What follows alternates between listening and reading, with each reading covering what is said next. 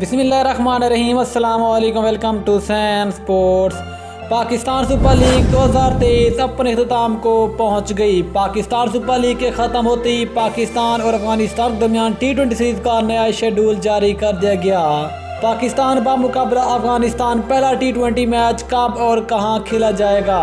पाकिस्तान अफगानिस्तान का मुकाबला करने के लिए पाकिस्तान से दुबई के लिए किस तारीख को रवाना होगी, मुकम्मल तफसील से आपको बताएंगे। दोस्तों, आपको तफसील से आगाह करते चले कि पाकिस्तान सुपर लीग का फाइनल अपने अख्ताम को पहुंच चुके, जहां पर फाइनल मैच में लाहौर कलंदर ने कांटेदार मुकाबले के बाद मुल्तान सुल्तान को 1 रन से शिकस्त देकर पाकिस्तान सुपर लीग का फाइनल अपने नाम कर लिया।